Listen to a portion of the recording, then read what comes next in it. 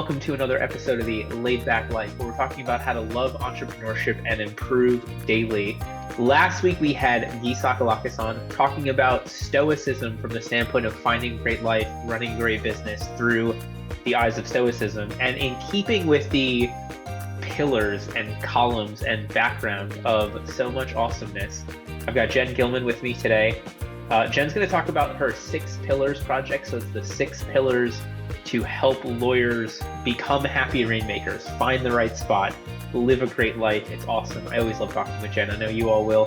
For those that don't know her, she's the founder of Gillman Strategic Group, a firm she launched with one goal: to help law firm partners find their perfect fit in a firm or reshape their current role for greater satisfaction. She's got over 12 years of experience practicing law herself, understanding the highs and lows of the career, and saw this opportunity to combine 2 passions, love and matchmaking. And I love that you call it matchmaking. It's so perfect. So for the past 16 years, she's helped lawyers achieve that fulfillment through strategic moves, mergers, or transformations within their current roles. And really, what I love about Jen is that she does this from life first and business second. And I think that's so much of what I try and push. So I'm super excited to have you here. Thank you so much. I'm really excited to be here. So walk me through, what are the 6 pillars? Let's start with that. So what I noticed when I was practicing, there were these really successful lawyers that I was a little bit jealous of.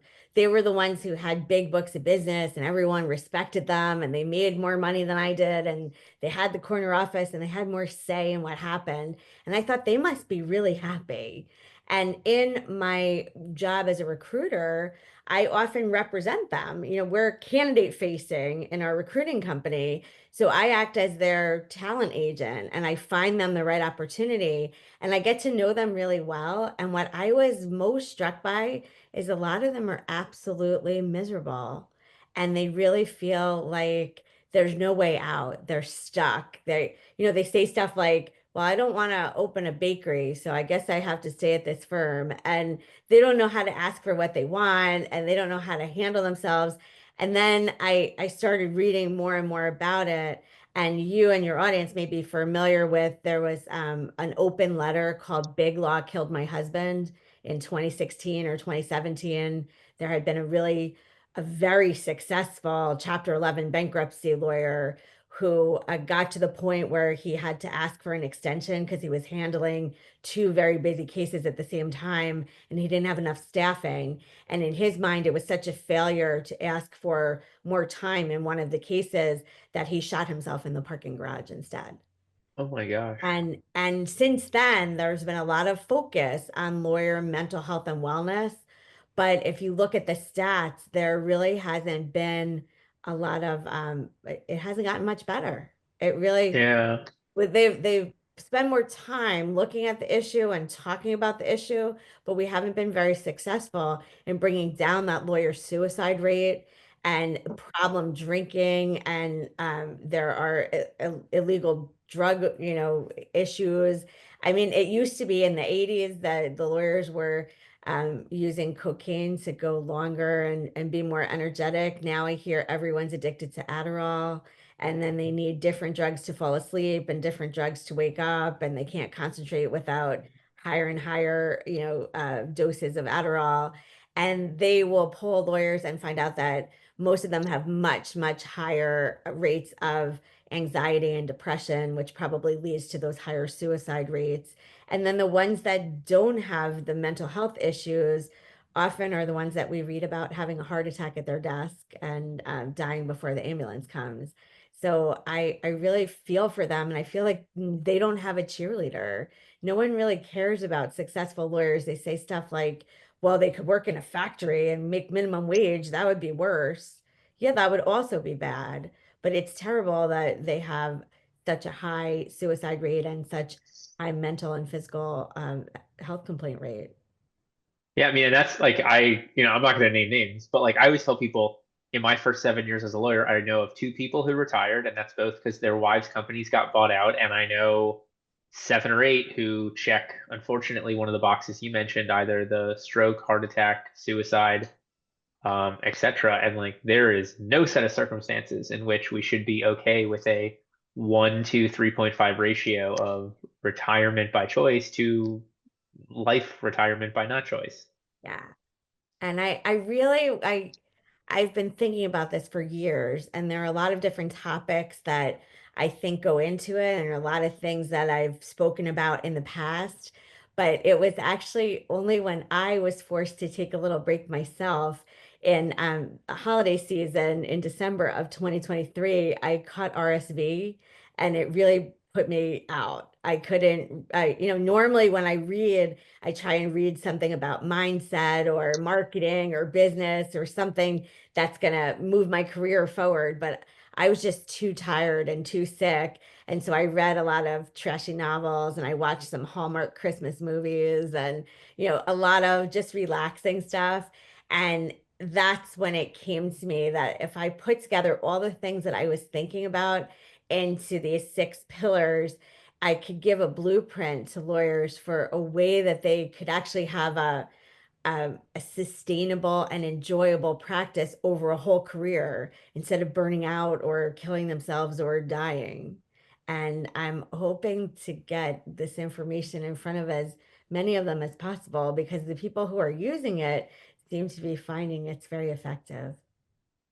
Well, the crazy thing for me is like, even if you are truly money motivated, like even if you're coming to any of this from the least altruistic place, the ability to stay in the game longer because you enjoy it, because you can physically continue to do it, like having those things in place allows you to make more money. It allows you to make super ultimate amazing partner of the world, whatever you're chasing. Like you need to Exactly. stay in the game to get to any of it. Exactly. That is very true. And we always say when we're talking about health and wellness ideas, because the first pillar is care for yourself. You have to be alive in order to do the other 5 pillars, right? And some people are like, I don't have time, I gotta work, I gotta do whatever. And I tell lawyers to think of themselves like an Olympic athlete. Olympic athletes make sure that they get some rest, they eat some healthy food, they get some movement, and it makes their performance better. Even if you're just sitting in your office giving tax advice, you need some rest, you need some nutrients, you need to move around sometimes, or else your performance suffers. And if you want to be the very best lawyer you possibly can be, work the most hours, make the most money, have the most clients, you have to look after your own health first. Yeah, they had this show where they had people stay up for like you stayed up for up to 24 hours counting. I think it was pennies, and then like the winner would get whatever they had, and then they would do like these really simple tasks after 24 hours of no sleep or low sleep, like threading a needle, and you have like in 5 minutes people couldn't thread a single needle. And so like imagine you researching case law and arguing in front of a judge and doing these really high level things at the mental state of somebody who can't tie their own shoes because they haven't slept. Like it's wild to me that we think we are capable of not being impacted. I agree with you. And it's not only those all-nighters that people can spot, like, Jordan's been up for 3 days. Of course he's tired. It's the lack of restful sleep over a whole career that really adds up. So instead of getting 7 or 8 hours, your body becomes accustomed to getting 4 hours of sleep. So you're functional, but that doesn't mean that you're performing at your highest level. And if you really want to have a career that's enjoyable, but you want to succeed in it and you want to be able to stay with it for a long time, making sure that you sleep when it's possible, you get some exercise when it's possible, you eat something that doesn't come out of a vending machine when it's possible, then at least you have a little wiggle room for the times when it's not possible. So there's a book called Why We Sleep that is the most terrifying book I have ever read because of studies such as one that found one night of less than 4 hours of sleep could have a cognitive impact on you up to 1 year later. Like Wow. that's right. Oh, That's exactly. And there's crazy. like 10 more studies in that where I was like, oh my God, we're all, That's we're all crazy slowly dying because from. there are so many lawyers at all different types of law firms, at the very largest law firms where they're billing a higher rate per hour than anyone else. They have to justify why that billing rate is so high. And it's high because they're always available. They have the highest client service possible. So that means that when a client calls at 7 o'clock at night with just a thing they're curious about, oh, don't worry, we'll get that answer to you by 9 a.m. We're going to get the whole team together. We'll stay up all night. We'll figure it out. Right. I don't even know if the client cares about getting that answer by 9 a.m., but that firm wants to distinguish itself. And then on the other end of the spectrum, we have solo practitioners who don't have a lot of help and don't have a deep bench or, a lot of bandwidth, and they're responsible for doing everything themselves. And they're worried sometimes, well, if I tell a client I don't have time, maybe that client won't come back. Or if I don't get it to them fast enough, maybe they'll be unhappy. I can go one more night without sleep. I can go one more night, eating chips out of the vending machine and not moving from my desk chair. And it just adds up over time.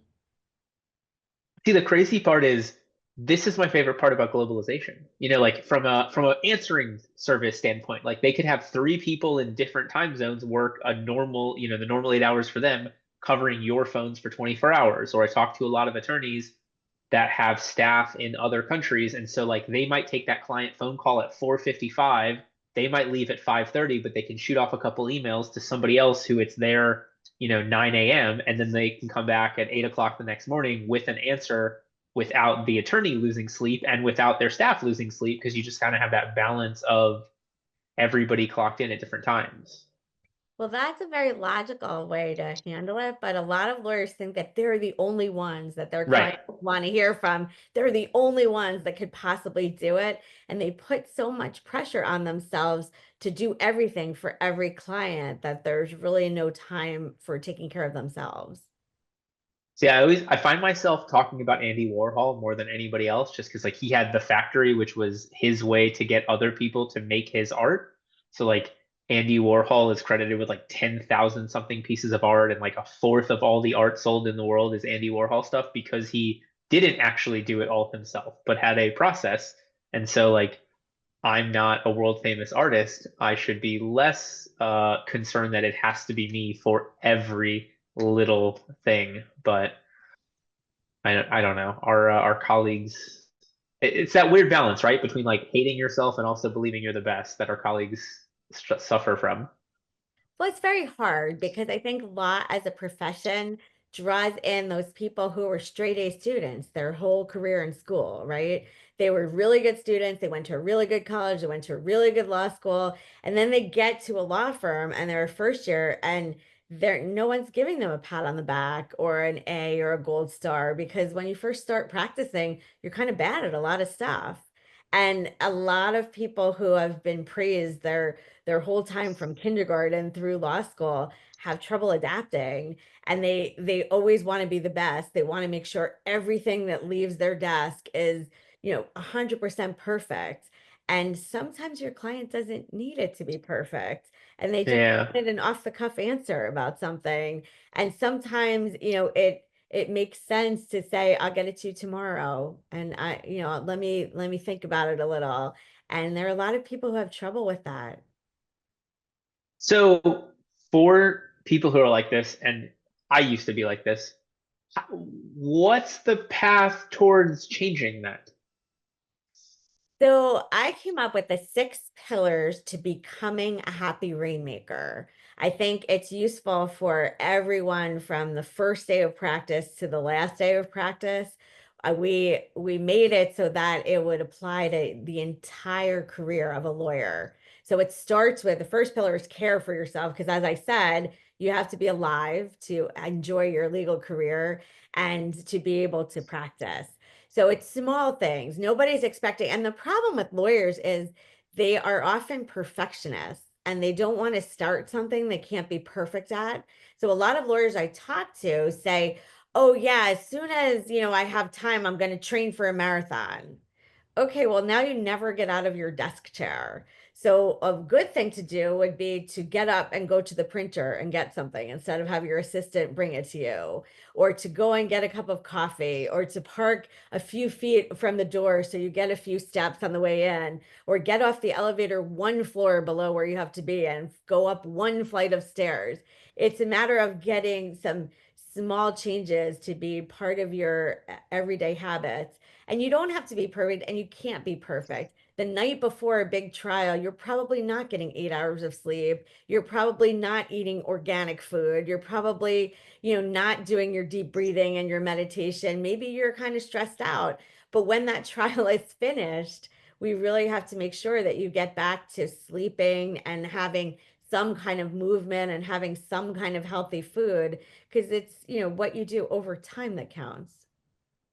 So I hate the billable hour, but for those of you who are true billable hour people, the thing I'm going to say next is not helpful for you, but for everybody else. So I swear I've got my Fitbit.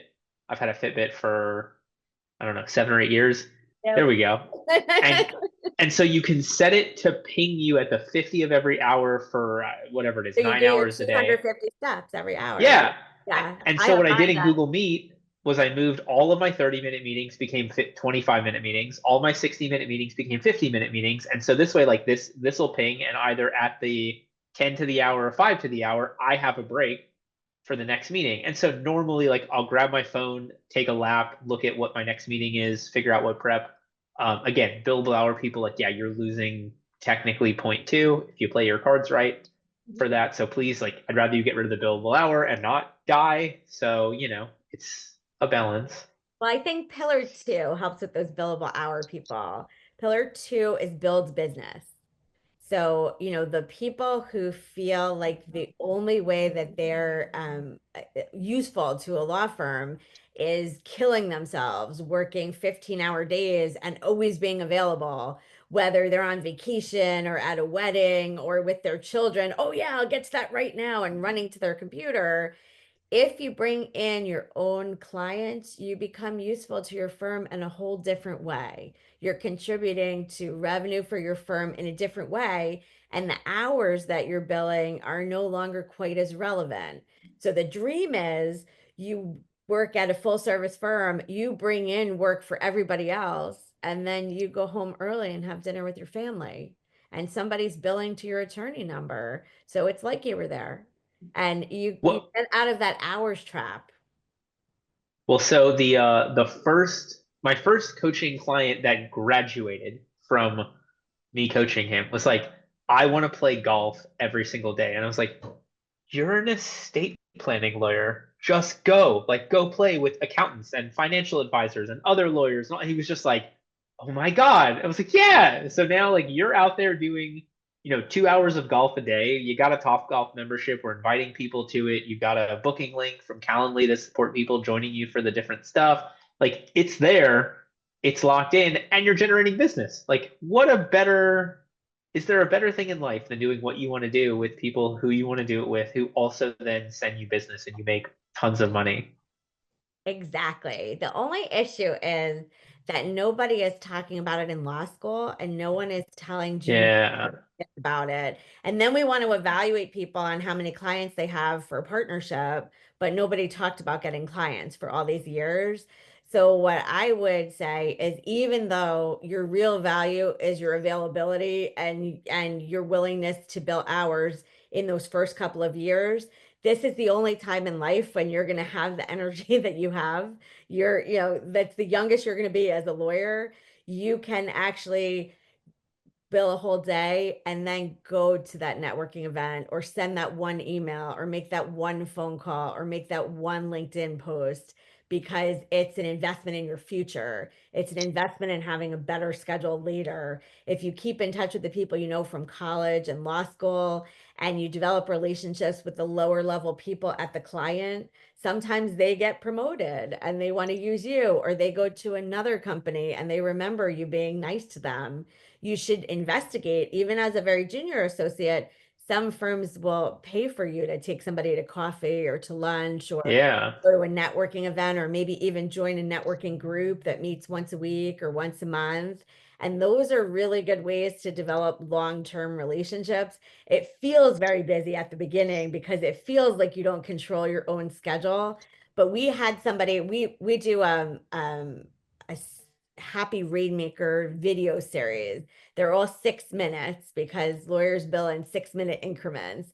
So our slogan is point one can make a difference. So while you're waiting for a partner turn comments or a client to get back to you with some information, you can watch a 6-minute video. But what we talk about is how to plan time for, all of those things and make it part of your schedule. And over time, I mean, you've had some people on your podcast who are really big experts in the business development side of things. I know I saw one with Steve Fretzen. There are other business development experts too. And a lot of firms will pay for you to meet with those people or have somebody internally. If they see that you're interested in business development, you're interested in bringing in revenue for the firm, that kind of makes you a good firm citizen. And we strongly urge everybody from the very first day, if not from college and law school, to try and just keep up with some of the people you know. You're not going to be able Yeah. to pitch, Apple or Microsoft right now, but you certainly can keep up with the people that you were friends with in college and see where they go. People like to do business with those they know, like, and trust. If they know you and you're top of mind and they know that you're trying hard as a lawyer, you'd be surprised. You may get some introductions. So the build business aspect of it is very, very important because if you put some time into it early on, you might be that associate who actually has clients. And then when you're getting a bonus at the end of the year, it might not be based on billing a crazy amount of hours. It could be your percentage of those originations instead. And you'll have more of your time back. Your time might be spent on business development, but it should be doing something you like. So, like that client of yours who likes to play golf. If I really like to go wine tasting, I can invite people to do that with me. If there are all different types of activities that you could use for business development. And if you're trying to meet more people and create more relationships, you could do it doing something you want to do anyway. Being in a running club, volunteering at your church or temple, feeding the homeless, joining a knitting club, like whatever it is that you like, there are other people in the room, right? So, I mean, I guess shameless plug, but it ties. Great segue. Better language than shameless plug. So you all are watching this on Tuesday. This Friday, my newsletter comes out. This week's is on personal time and hobbies. So finding like the fun things that you do want to do. And here, I think we're talking about doing those things with other people who could send you business, who could be a mentor, who could help you take the next step in your career, while also doing those fun things to have better mental health. So like I think this dovetails so nicely into the first two pillars that Jen's talking about. Hence, probably why we had Jen on the show, because I always love chatting with you. Well, we have similar ethos about how we view the practice of law. So, that building business is something that I can't stress enough because there's a way to build business for the biggest introvert, for the person who likes to go to a 5,000 person conference, or for the person who is very nervous in, a group of two people. And I think that we should definitely be talking to law school students about this and be talking to first year associates about it. But if no one's talking to you about it, we've got videos about it that you can watch. There we go. Steve Fretzen is actually filming with us next week. So you can see Steve, you can listen to Jordan's podcast. But there are a lot of business development experts out there who can give you tips you can use right away. And our next pillar is plan intentionally because you have to make room in your schedule for these things. So we always look at a whole calendar a year in advance. It's easy to do in December or January to look at the next year, but you can do it anytime. There's always a year in front of you, whether, now it's March or it's May or it's August, look at the next year. And that's when you decide, what am I going to do for business development? Am I going to join a group that meets every week or every month? I should put it on my calendar now. Is there a conference I like to go to that happens once a year? Let me look up the dates and put it on my calendar right now. Do I want to take a vacation with my family? I probably can't do that on Monday because I'm already scheduled for next week. But if I want to plan it months out in the future, I can get a travel agent to help me. I can, you can get rid of a lot of busy work and Yeah. you can really just focus on the things that you care about. So we always say lawyers are blessed with having a way to make a living, and you can farm out things. If you don't like mowing the lawn or cleaning your house or going grocery shopping, you can have a lot of people help you with those things. And when you plan intentionally, you can plan out, okay, what am I doing? What do I want to, where do I want to be? Plan out if you want to be the Little League coach, how can you make that happen?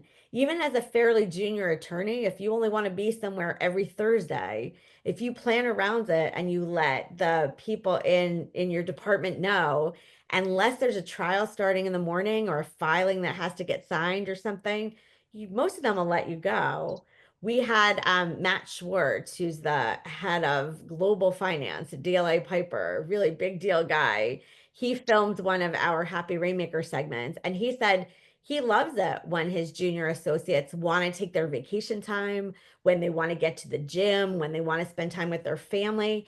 But when you're more junior and you need to be more available, you just have to run it by someone. So you might say to your, the managing partner or the head of your group or somebody, is it easier for you if I work out in the morning before I get here, if I take a break at lunch, or if I leave early? What fits into our schedule the best? And you might have to change that every once in a while if there are some big deadlines looming. But if you create a schedule and you put it into your calendar now, you put that time with family and friends or vacation time out of the office and you apply for it with your group. Hey, I'd like to be out because my sister's getting married. I can't switch that around. That's the day she's getting married. So, that I think that anybody is going to listen to that. But that time for business development is really important because you can plan like 20 minutes a week and do 52 things during the year. But if you try to do 52 things on January 31st, it's not going to build upon itself the same way. Right. Well, and like the company that cleans my house has sent me business. The company that mows my yard has sent me business. So like I'm saving my own time doing things I don't want to do and helping somebody else do the job that they are actually trying to do, also in a way where potentially they send me business. It's wild. Exactly. And then the next pillar is set boundaries. Once you are taking care of your health so that you're like an Olympic athlete and you're performing at your highest level, you're building business, everybody at your firm can see that you're trying to bring in clients, you're trying to add to the revenue of the firm. Once you're planning intentionally, so you're leaving yourself some time for downtime, you're making sure you get all your assignments finished, and you're leaving yourself time for that building business. So that client base is getting bigger and bigger, then you're in a position to set some boundaries, especially if you're working on your own client. When I bring in an M&A deal, I get to decide who's on the team. I get to decide when we have the first meeting with the client, when we do our follow-up calls. I might not be able to decide on certain deadlines, but I get to decide when the work gets done around them. And I won't make it when I'm coaching my son's Little League team. I'll make it another time. But if you don't develop your own business and you're always a service professional, whether an associate or a partner, somebody else is deciding when those meetings are and when the deadlines are and who's on the team. And the value that you bring is being the one who says yes all the time. And that's going to get in the way of your plans a little bit. So once you have your own business, you can set some boundaries. You can say, yeah, you know what? I'm off from 5 to 7 every day. That's when I pick up my kids from daycare and I go home and I get them some dinner and I get them settled and then I'll sign back on. Or I don't work before 10. That's when I go to the gym. I need to take care of my health. I'm a much better lawyer if I have a chance to do that. And then when I show up at 10, I'm ready for a whole day and I'm excited to go. And, setting those boundaries will make you a better lawyer, will make you nicer to be around, will make you a better team member. And keep in mind that we can set boundaries and it's better if you don't set a boundary and every day you say, oh no, it's okay, we can have a meeting then. But you have to be Right. a little bit flexible. If you get a TRO and you've got 48 hours to respond with your own brief, you might not be able to have a 2-hour workout that day. You might have to shorten it or skip it or move it. but generally you should not give in on the boundaries that you think are really important to you as an individual. Well, it's interesting. I mean, look, I think the world of this person. I just finished Lean In by Sheryl Sandberg and had read Option B and some other stuff from her before. The way that she explains, like, trying to convince people to take better maternity leave so that they are doing what they need to do on that end, and then not hating their job for by like putting it first. It was such a cool perspective that she shared, because like ultimately, like, there's so much time and investment in people, rightfully so. If they're sacrificing so much, then there's also that balance of like hating work. And so like taking some boundaries for yourself allows you to be more in the moment and actually stay at the job, at the firm, whatever. I thought it was just a really cool perspective she had. Well, it's Women's History Month, so I was just at a conference where they were talking about whether as a country we could have paid maternity leave so that everyone, Like every other country, yeah, like like every all, like other country. literally every other country. And then the next Somehow I day, I think was there'd be on a a way. panel at the Dress for Success conference, and there was a financial planner who was on the panel with me. And when she was at someone else's company, she took 2 weeks of maternity leave because that's how much she was allowed. And when she got back to work, she wasn't only sad to leave her newborn baby, she was still physically in pain from the labor. And she really just couldn't do her job. You don't want somebody at the office who hates you and isn't physically able to do the job because they haven't had enough time to recover. At least I hope so. It feels like some companies want their to hate their employees and vice versa, but Well, I think law yes. firms generally are not bad places. They're just unfortunately a business, and not everyone thinks about it as a business. So, you have to be contributing to the bottom line revenue in some way. And if you're not going to try and bring in clients or get extra work from existing clients or keep clients happy, then the only thing that you have to contribute is total availability and the desire to bill a lot of hours. And that kind of gets in the way of having the fuller life that most people would like to have. Yeah. Which I think also gets in the way of you showing up 100% to work, because if you are, if you're available 24/7, you're available at like 80% of your capacity at most, and it slowly drags down. If you really set those boundaries, like the Brene Brown line, boundaries are the point at which you can love the other person yourself. Like if you set the boundaries so that you can love yourself and love your firm or your partners or your staff or whatever else, like you're going to show up so much better for them and the clients, but it's going to be when you can, when you choose to, when you are able to, instead of just like always letting it linger. Exactly. Exactly. And there are definitely other firm situations that lend themselves to having a little bit more work-life balance, even at the outset. Firms that charge lower hourly rates. Sometimes if a client calls at 6 o'clock and they're being charged, $500 an hour, you could say, "Oh, hi, Bob. It's so nice to talk to you. I was just putting my coat on. I got to go get dinner started." Yeah, that sounds like a fascinating question. You know what? First thing tomorrow morning, I'll get the team together and we'll talk about it. And I'll let you know how long it'll take us to figure that out for you. Okay, bye. You too. If you're at a firm where they charge 1,500 an hour, or at some of the New York firms, well over $2,000 an hour, some of them are $3,000 an hour now. When Bob calls at 6 o'clock at night, you have to say, "We will do this right now. I will get the whole team together. We will stay up all night. We will pull everyone in. We will do whatever it takes because we value you as a client and we don't want you to go somewhere where you pay a fraction of what you pay us."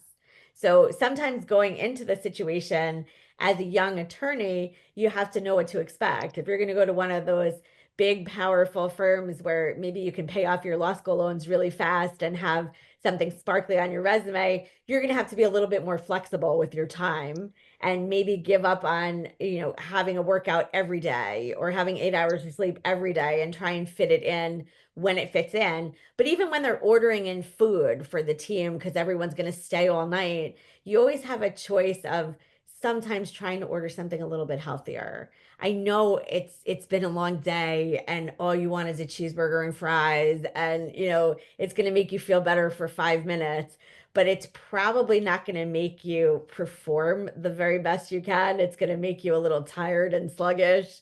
And if every once in a while you chose something a little bit healthier, you might see an effect over time. You don't have to be perfect every day, but trying to make a healthy choice when it's available is usually a good idea. That's when you ring up the most expensive sushi that they'll let you order, right? Like the highest quality ahi tuna with some really good rice. Exactly. So our fifth pillar is learn continuously.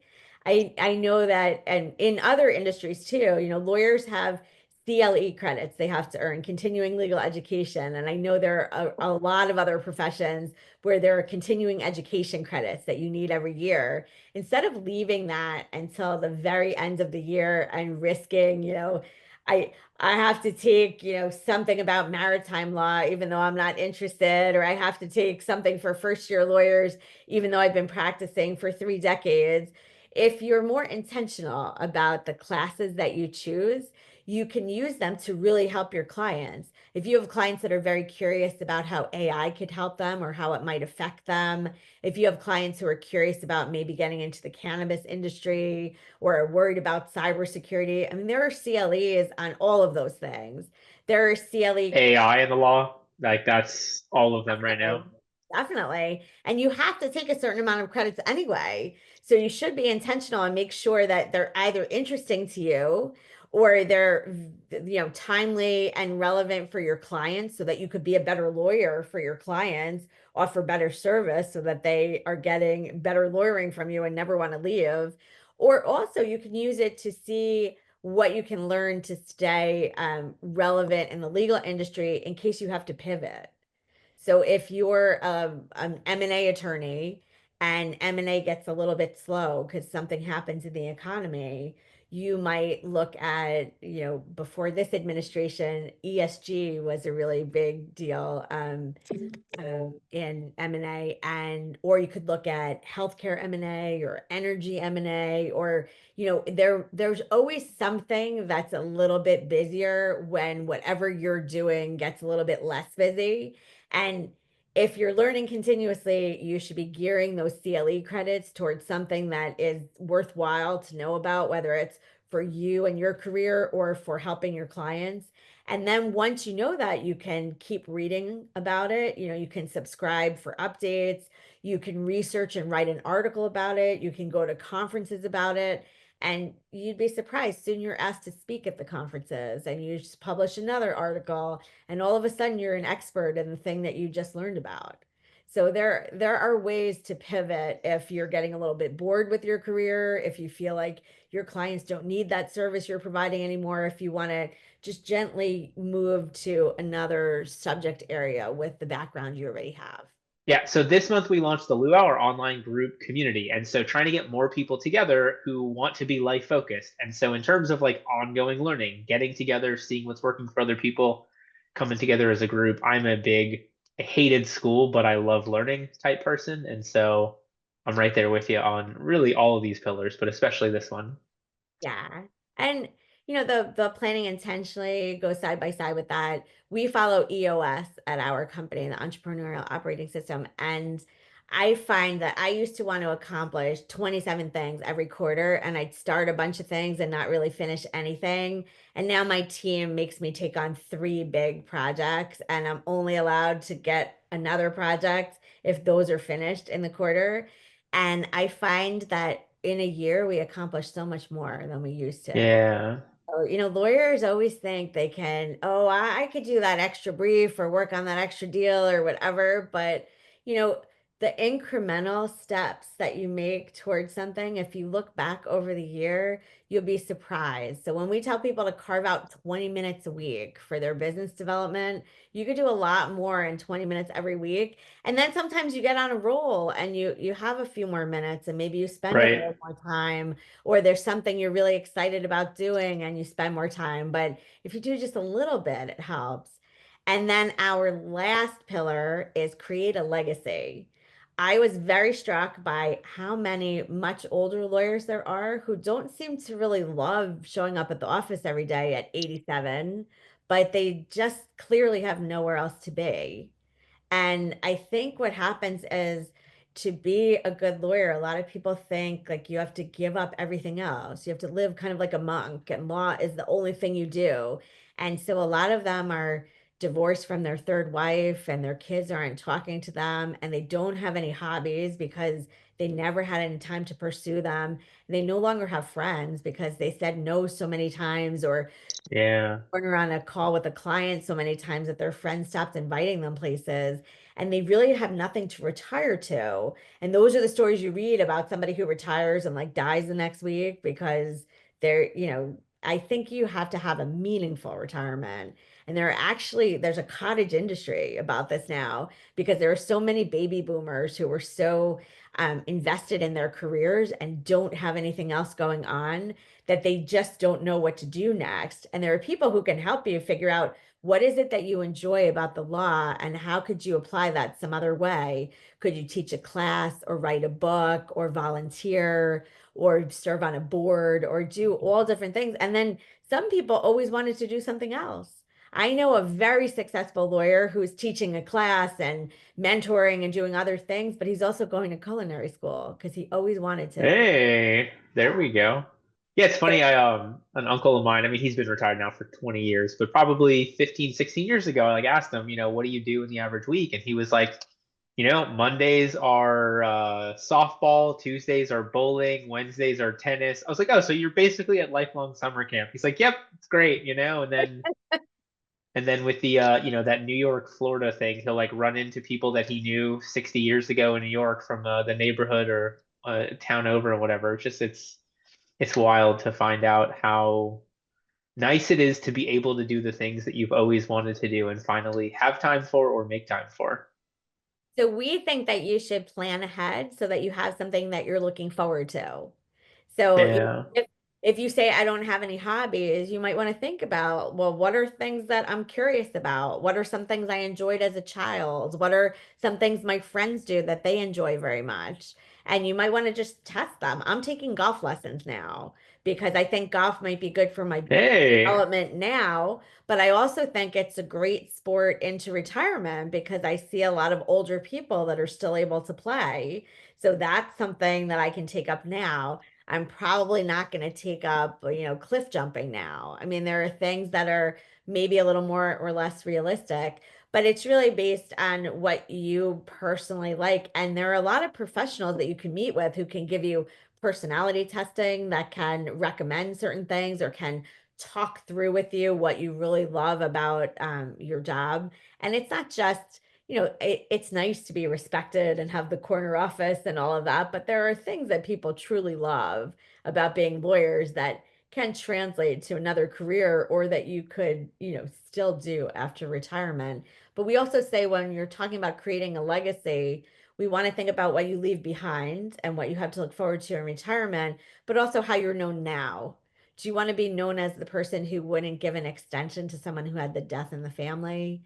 Do you want to be known Yeah. as someone who is always on LinkedIn sharing useful tips? Do you want to be known as someone who knows the most about the tax code as anyone else you can always go to if you need, or the person who's always so welcoming at the networking activities that people go to, always introduces people around and is so friendly. I mean, think about how you want to be known now and how people are going to think of you later.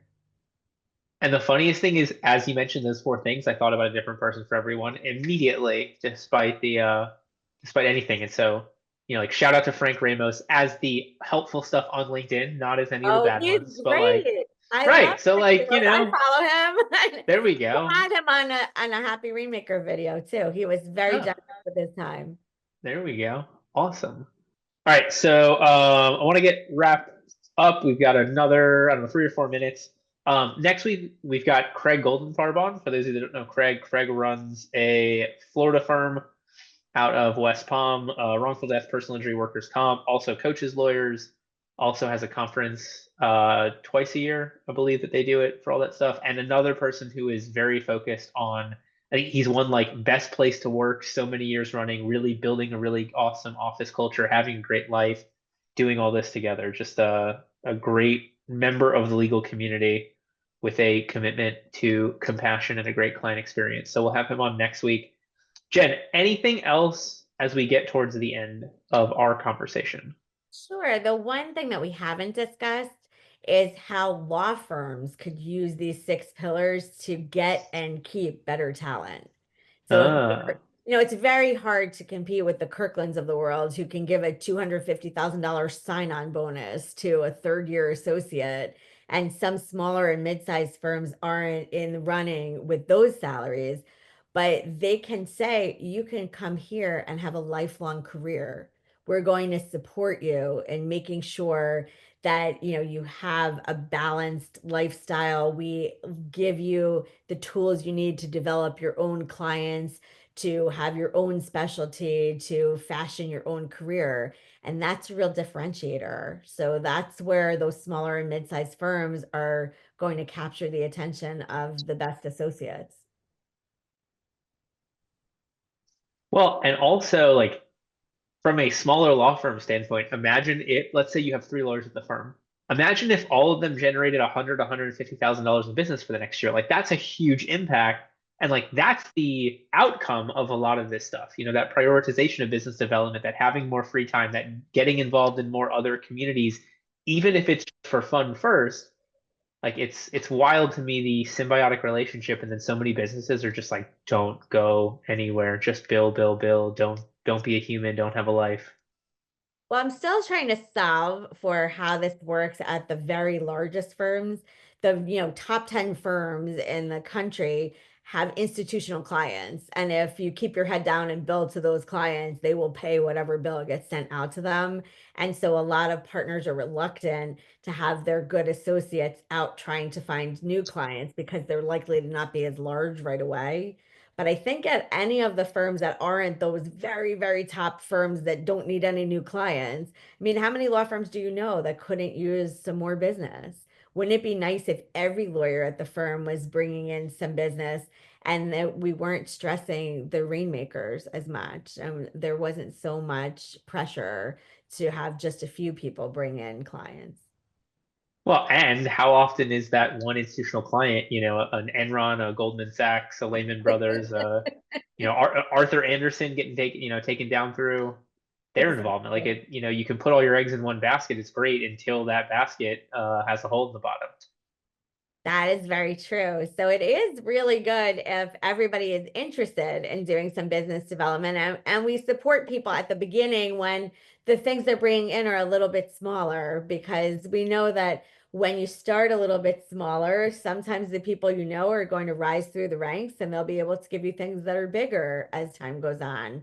And we just really have to encourage that business development at the beginning.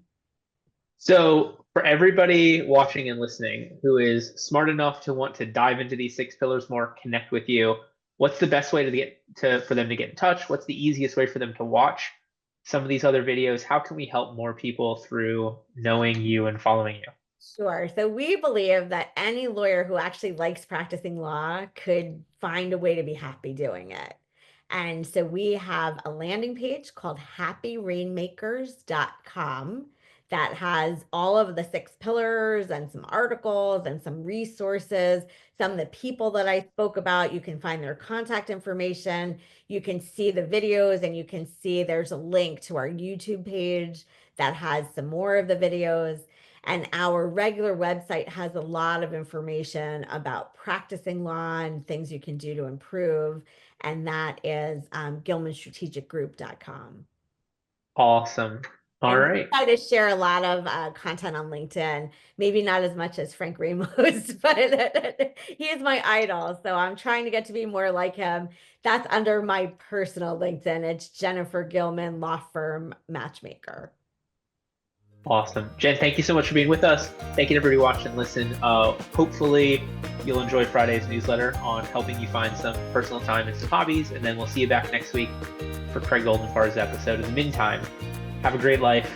continue your journey towards being a happy rainmaker, embrace those 6 pillars, and ultimately live a great life. That's what I want for you, and I hope that's what you want for yourself.